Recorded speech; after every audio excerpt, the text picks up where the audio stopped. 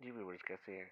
आज बनाने जा रहे हैं फ्राई दाल माश, जिसके लिए मैंने 2 कप दाल माश को ले लिया, 2 अदद प्याज ले लिए और 2 टमाटर, 6-7 सब्ज़ मिर्चें, लहसुन अदरक का पेस्ट, थोड़ा सा धनिया और उसके साथ हमें कुछ साबुत खड़े मसाले।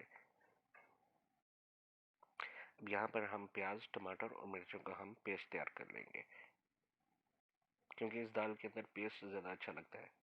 अब कढ़ाई में 1 कप ऑयल डालेंगे और इसके अंदर हम दालचीनी, साबुत ज़ीरा, साबुत धनिया, थोड़ी सी कलवंजी और काली मिर्च के कुछ दाने और कुछ लौंग के दाने हम डालकर फ्राई कर लेंगे। जब ये फ्राई हो जाए तो इसमें हम लहसुन अदरक का पेस्ट डालेंगे और उसको थोड़ा सा फ्राई कर लेंगे।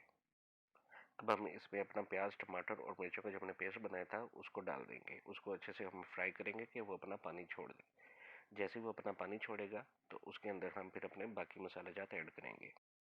इसमें हम अब नमक, मिर्च, हल्दी, ज़ीरा पाउडर, धनिया पाउडर, थोड़ी सी काली मिर्च, हस्ब ज़ायक़ा अपने सब चीज़ें ऐड करनी है। उनको अच्छे से फ्राई करना है और थोड़ा सा पानी ऐड कर देना। पानी हमने इसलिए ऐड किया ताकि हमारे मसाले जले ना और अच्छे से मिक्स हो जाए। साथ में लेमन को भी स्क्वीज़ कर देंगे। अब हम इसमें अपनी दाल को ऐड करेंगे और इसको अच्छी तरह से हम मिक्स कर लेंगे ताकि सब मसाले इसके अंदर जज्ब हो जाए अच्छे से। दाल को हम अच्छे से फ्राई करेंगे 4-5 मिनट के लिए। तो दोस्तों, अगर आप हमारे चैनल पर नए हैं तो प्लीज़ इसको सब्सक्राइब कर लें ताकि आप हमारी नई आने वाली मज़ीद वीडियोज़ के साथ इन टच रहें। तो दोस्तों, तकरीबन 3 से 4 मिनट हो गए हैं मुझे इसको फ्राई करते हुए। सब मसाले इसमें अच्छे से मिक्स हो गए हैं। अब इसमें 2 गिलास पानी को ऐड कर दूंगा। अब मैं इसको ढाँप दूंगा और मैं पानी के खुश होने का इंतज़ार करूंगा। जैसे ही पानी खुश्क होगा तो इसके ऊपर मैं गरम मसाला ऐड करूंगा और ऊपर थोड़ा सा धनिया गार्निश कर दूंगा। अब हम इसके साथ हम तैयार करेंगे तड़का।